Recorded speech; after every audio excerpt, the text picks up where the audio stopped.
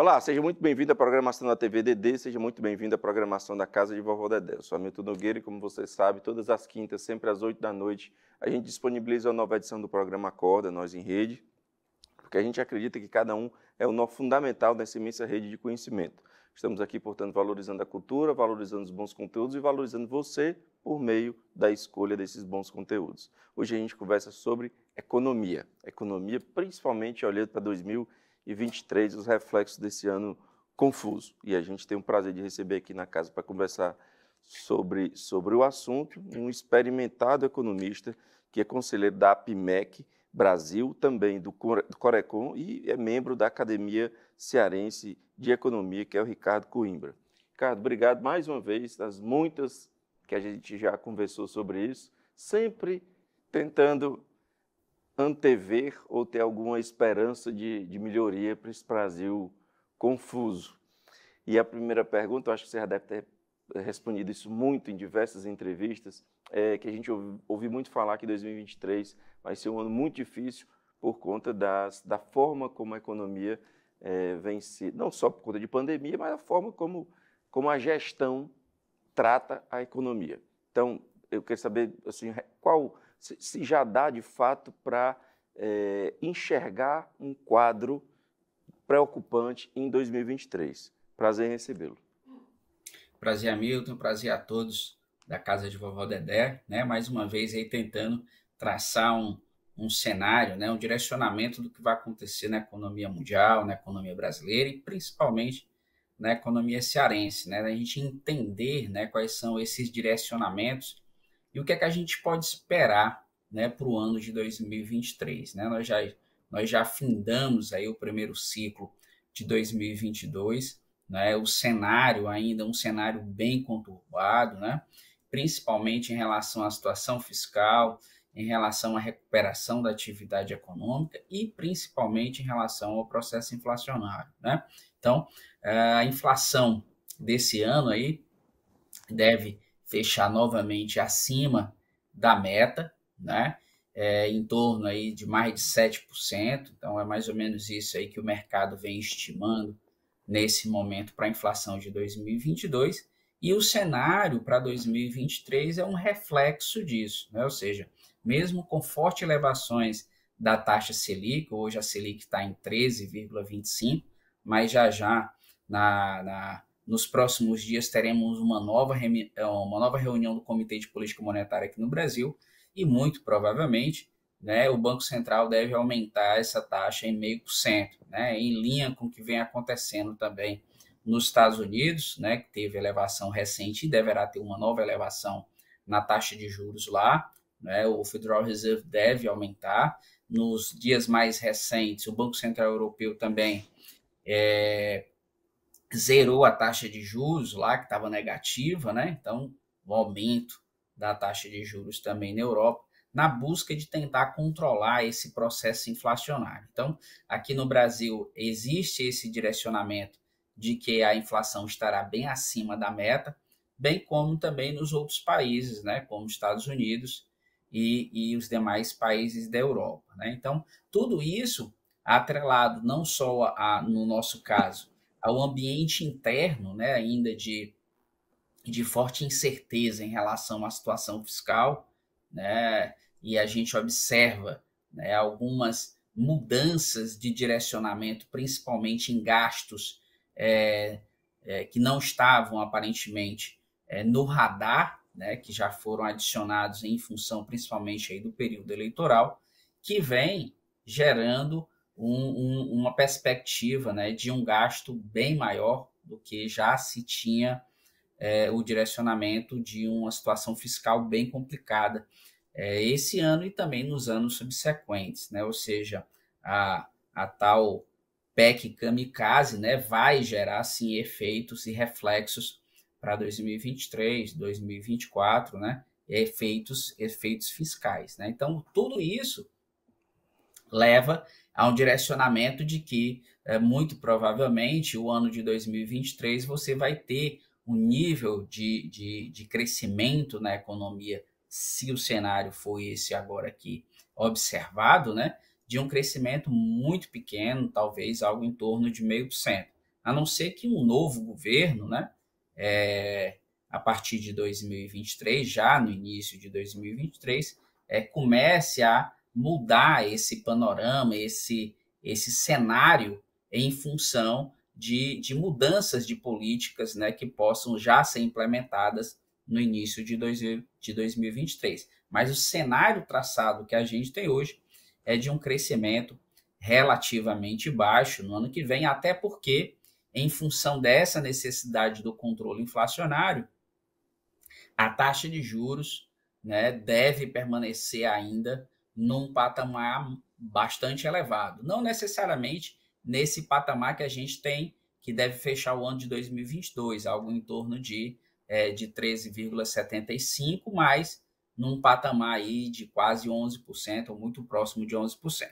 Mas você fala aí em um governo, o próximo governo, independente se havendo reeleição ou não, haverá um novo governo, um novo mais 4 anos com o mesmo presidente ou mudando o presidente da República. Agora, é uma questão pessoal, é uma questão de querer mudar, porque o que chega para quem é leigo, no meu caso, como o meu caso, é que não é opção de um presidente, de um ministro. A conjuntura é muito difícil, é um valor, um montante de dinheiro, tudo já com os gastos já carimbados por o que deve ser feito. É um Congresso que há 20 anos fala em reforma, em várias reformas, e não faz nenhuma delas, as grandes, né, tributária, administrativa, etc. Então, assim, é uma questão de querer mudar ou é uma questão de uma conjuntura que leva um ministério e um presidente a uma quase incapacidade de mudança?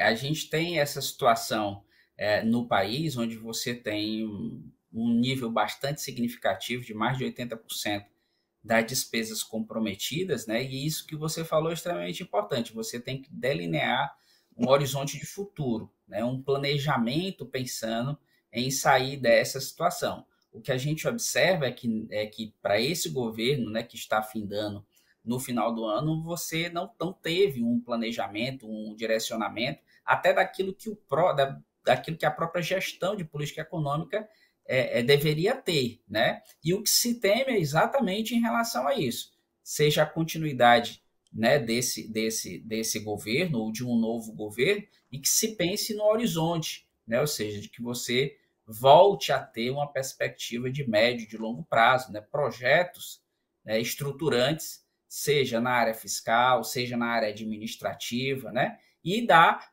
uma perspectiva de médio e longo prazo, né? É interessante quando você falou, né, ciclos de 4 anos de governo. E isso é extremamente importante, mas você também, além dos ciclos de 4 anos, você tem que pensar o planejamento de longo prazo, né, pensando independente de quem sejam os governantes. É interessante a gente fazer uma correlação, tanto no estado do Ceará como em Fortaleza. Você tem 2 projetos de planejamento de longo prazo, e esses projetos eles foram desenvolvidos pelos governos de plantão, mas com uma certa participação da sociedade, de diversos agentes da sociedade que construíram planejamentos de longo prazo. A gente tem o Ceará 2050, o Fortaleza 2040. Então, são projetos estruturantes que servem de baliza e de direcionamento para os governos que entram ou que entrem, né? E a nível nacional, a gente não tem esse planejamento de longo prazo, pensando efetivamente em a gente mudar e gerar uma perspectiva de crescimento e desenvolvimento de longo prazo. Então, era necessário, né, que se pensasse, se discutisse e pensasse em projetos estruturantes de longo prazo para que a gente pudesse reverter a situação da nossa economia em relação às outras Projeto economias. estruturante de longo prazo tem um pré-requisito que é uma paz política. É que os divergentes possam sentar à mesa, produzir um planejamento para 20 anos, independente de quem seja, manter aquele planejamento, mesmo que a retórica política exista, mesmo que a retórica eleitoral diga o contrário, mas quando chega lá à mesa, na frente da caneta, mantém aquilo. No entanto, hoje isso está fora de questão. O que eu vou lhe perguntar é o seguinte: você falou aí esses pilares da economia que já chegam um pouco mais, já é um pouco mais de conhecimento das pessoas, que é o preço do dólar, que é o juro, que é inflação, etc, etc. Mas na ponta, no cidadão, o que mais pesa é a inflação, que é muito mais do que 7%. Pelo menos a percepção diária é muito mais do que isso, de uma forma absolutamente generalizada. Mas, além disso, algum reflexo cotidiano em 2023? Aquilo que você disse, né? O reflexo da inflação, ele é sistematizado, você consegue enxergar ali na ponta, né? Quando a gente fala aí de que a inflação deve para esse ano ser um pouco mais de 7, para o ano que vem um pouco mais de 5, a gente está numa média geral de preços, exatamente o que você falou. Se a gente for observar e cada indivíduo for fazer o seu índice inflacionário, é provável que uma parcela significativa da população, principalmente aquele com nível de renda mais baixo, sentem de forma significativa esse processo inflacionário. Pode ser que você consiga, talvez nos meses agora de julho, um pouco de agosto, né, ter um pouco de reversão desse cenário, porque você teve, né, as mudanças relacionadas aí com o ICMS de energia e de combustíveis, né? Então você vai acabar tendo um pouco de reflexo de retração de variação de preços. Mas, de um modo geral, principalmente no segmento de alimentos, o cidadão sente isso no seu dia a dia, até porque a elevação desses preços ela não está apenas relacionada com a demanda, né? E com a elevação dos juros, você retrai demanda, mas você tem fortes variáveis relacionadas aí com custos. Isso provocado pela guerra, isso provocado pela instabilidade e incerteza que faz com que a taxa de câmbio suba, os preços dos produtos importados ficam muito caros e isso gera um desequilíbrio interno dos preços dos produtos Ricardo, também. Oi. pela primeira vez, acho que em mais de 10 anos, eu não ouvia falar em desabastecimento. Eu não sei se está ocorrendo, acredito que não, mas essa palavra que eleva um pouco a preocupação, porque se chega a esse ponto, isso significa uma crise sistêmica, talvez até mais difícil do que a própria inflação, começou a voltar por meio dos veículos de comunicação. Quer dizer, nós chegamos ali no limiar de um caos institucional, de um caos econômico, nós estávamos ali à beira do precipício, porque ninguém imagina que a gente vai voltar à década de 80, vendo aquela crise de precificar uma coisa de manhã, outra de tarde, de noite, de hiperinflação. Sinceramente, eu duvido e quis duvidar que isso pudesse voltar a acontecer. Mas quando eu comecei a ler sobre crise de desabastecimento, eu disse, e aí? Nós vamos voltar ao passado? Então, é isso que eu queria entender, o tamanho da gravidade cotidiana que a gente pode enfrentar em 2023. Eu creio que isso não deva acontecer. A gente tem momentos cíclicos, até porque a gente também não tem um programa hoje de estoque de regulação de mercadorias, né? Esse governo atual, ele não concorda muito com intervenção de estoque de regulação. Então, praticamente você não tem hoje. Então, se você não tem estoque de regulação do milho, quando falta milho, o preço dispara. Se você não tem estoque de regulação de leite, quando tem problema no leite, o leite dispara, né? Da soja do mesmo jeito.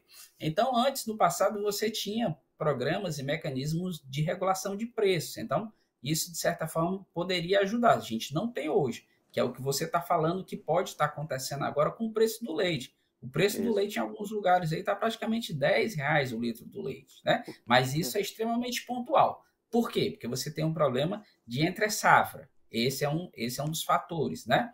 E dois problemas relacionados aí com a guerra.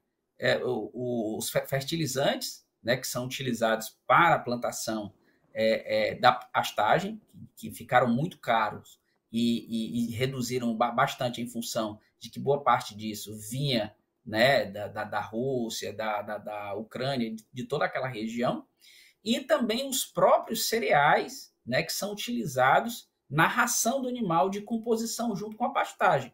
Então, você nesse mesmo momento em relação à situação do leite e derivados, você tem uma situação pontual. né? Se você tiver uma melhoria, como aparentemente está em acordo aí, a exportação de parte dos cereais da Ucrânia, pode ser que você dê uma aliviada em relação a alguns desses aspectos, né? Mas são situações pontuais, como no caso aconteceu também com a soja, né? Naquele primeiro momento, que foi que aconteceu? O preço da soja disparou no mercado mundial lá em 2020. Mas por que isso aconteceu? Porque o preço do câmbio subiu demais e os produtores de soja aqui no Brasil, interessados em ter um maior retorno exportando, a gente teve super safra de soja, só que essa super safra, ela quase que na totalidade foi exportada. Foi o que aconteceu com o preço do óleo de soja aqui. Ele disparou, ele ainda está num patamar bastante elevado. Da mesma forma que aconteceu com o preço do café. A gente teve uma grande produção de café, só que praticamente ela quase toda foi exportada. Por quê? Porque você não tem um mecanismo de controle daquilo que também é exportado. Então, se o exportador decide exportar tudo que ele produz, ele exporta, falta no mercado interno e o preço sobe, né? Então, a gente vivencia também, em alguns casos, né? Talvez um pouco de não interferência do gestor de política econômica em relação àquilo que se exporta. Ou seja, se você tem algo que estimula muito mais a exportação do que a venda no mercado interno, falta mercadoria no mercado interno. Ou seja, se você está com um patamar aí de dólar em torno de 5,50, o exportador vai preferir vender no mercado externo, porque o preço em dólar é o mesmo. Mas quando ele faz a conversão, é 15, 20% a mais do que o que ele vende no mercado interno. Então, ele não vai ter interesse em vender aqui no mercado interno. Ele vai preferir vender tudo lá fora, né? Tá. Como é que está o nível de liberalismo passado 3 anos e meio de um governo que levantou a bandeira do certo liberalismo? Você olha já o final de um primeiro ciclo, ou final de governo, a depender do que acontecer em outubro. Como é que você enxerga esse arremedo de liberalismo que andou pelo Brasil e não sei se adaptou bem, e tinham algumas bandeiras partidárias tendo isso como mote, como motor, isso se adaptou à vida do brasileiro? Como é que você enxerga isso? Eu acho que o termo que você utilizou é extremamente importante, é arremedo, né? Porque o que se tem realmente é um arremedo de liberalismo, né? Você tem um gestor de política econômica, o ministro que ele pensa numa economia mais liberal, mas você tem um presidente que ele não pensa dessa forma, né? Eu não sei nem se ele sabe o que é na realidade, esse liberalismo. Ele colocou na mão do gestor de política econômica, só que na hora que o gestor de política econômica começa a tomar as medidas e algumas delas passam a ser impopulares e ele pensa no processo de reeleição, ele vai lá e diz, eu não concordo e você vai ter que gerar intervenção na atividade econômica, né? Foi o que aconteceu lá atrás com o auxílio emergencial, o que está acontecendo agora com o auxílio Brasil, que foi ampliado, o que está acontecendo nas intervenções relacionadas com recursos para motoristas, as próprias intervenções, né, na gestão da Petrobras. Então, você tem uns arremedos muito esquisitos, né, do que seria uma gestão mais liberal e uma gestão mais intervencionista. E aí se mistura, e na realidade você não tem nem liberalismo, nem intervencionismo. É uma mistura geral, o que significa dizer que a experiência, se você pensar pelo lado do liberalismo, ela praticamente não aconteceu em nada. E o Brasil continua sem um projeto, sem uma linha, mesmo que dê errado, mas uma linha que se aposte durante 15, 20 anos e que a gente possa evoluir ou experimentar ou amadurecer junto com isso. Então, entra governo e sai mudando tudo. Mas isso pode estar exatamente relacionado com isso que você acabou de falar, sem projeto. Ou seja, esse governo, aparentemente, quando ele tomou posse, ele não tinha projeto efetivo de gestão, né? Então, ele foi tentando aprender o funcionamento de gestão dentro da gestão, né? Tanto que no início o ministro lá disse, a gente vai privatizar, vai entrar tantos trilhões e a gente vai reverter a situação fiscal, né? E aí passaram-se praticamente 4 anos, ele não conseguiu privatizar praticamente nada, não conseguiu fazer praticamente nada, porque ele passou a entender como é que a lógica do processo de privatização e de gestão da coisa pública dentro do negócio. Então ele falava de espectador. Na hora que ele foi ver como é que o negócio funcionava, não era na realidade aquilo que ele pensava que ele dizia que tentaria fazer, né? Vamos ver se forem reeleitos, se eles vão, né, nos próximos 4 anos, conseguir complementar ou terminar aquilo que tinha anteriormente, né? Mas, como você disse, se você não gera um projeto de gestão de médio e longo prazo, você fica apagando incêndio daqui, dali, E dali, projeto acaba que pactuado, viu? você não faz nada. Projeto pactuado, projeto conversado com muitas esferas. Porque se você também gerir um projeto só seu, dentro de casa ali com 3 ou 4, você também não, o melhor que seja, você não consegue operacionalizar. A experiência diz isso. Uma questão, será que após a eleição ainda vamos ter aumento de combustíveis? Provavelmente sim, porque todos esses pacotes, tudo isso foi determinado até o final de 2022, né? É interessante observar que auxílio emergencial, redução de tributo em relação à energia, a combustíveis, tudo isso é até o final do ano. Ou seja, vai virar o ano, você vai jogar aí, como disse, vai jogar a bomba para o novo gestor. Se vai ser o atual ou o novo, a gente só vai saber após o processo eleitoral. Mas a bomba ela já foi montada, né? Passou a eleição, provavelmente você vai ter repiques de alguns preços, né? Exatamente por conta disso que a gente acha, né, que o novo gestor, o novo governo, seja ele a continuidade ou um novo, vai ter que tentar desarmar essa bomba, né, que foi armada aí para os próximos 4 anos.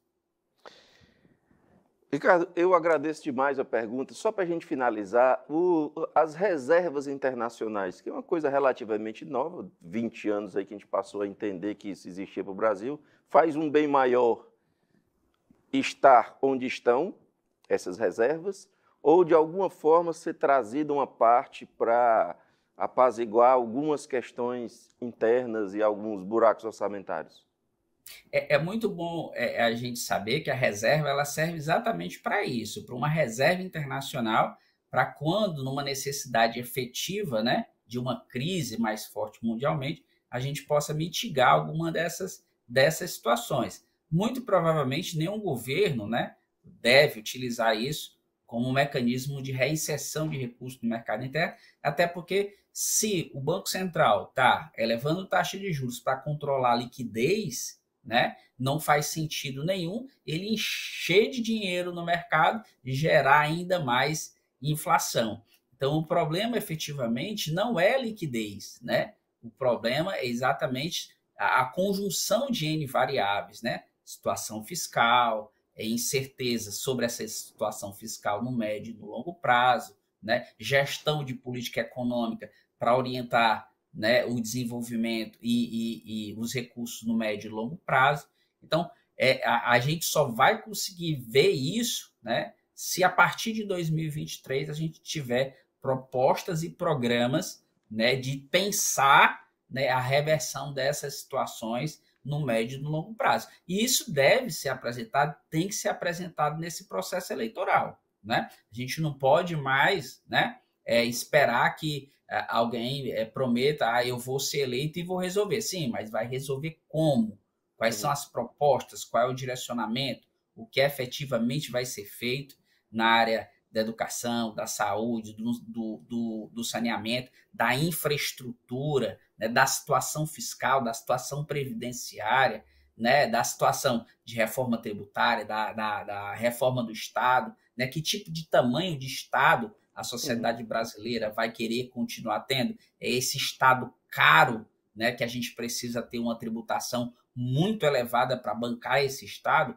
Eu creio que a sociedade brasileira não quer mais, né? Não aceita mais pagar tanto imposto para ver pouco resultado. Por que ela vê pouco resultado? Porque a máquina pública ela é muito engessada, ela é muito cara, né? Não é você dizer assim, a gente vai demitir os funcionários públicos. Não é isso. é você estruturar, né, os recursos, os gastos públicos, que a gente tem aí um ralo aberto aí, e que ano após ano você precisa estar aumentando o tributo, né, para estar sempre suprindo necessidades novas que surgem sem nenhum efeito para a sociedade como um todo. Ricardo, agradeço imensamente a sua disponibilidade, do seu tempo de estar conversando aqui conosco. Muito obrigado e até uma próxima. Um abraço a todos, a você, Hamilton, a todos que assistem Vovó Dedé. Um grande abraço e até a próxima. Obrigado, Ricardo. Obrigado a você que nos acompanha. Lembrando que todas as quintas, sempre às 8 da noite, uma nova edição do Acorda disponível para você. Obrigado pela boa companhia e até semana que vem.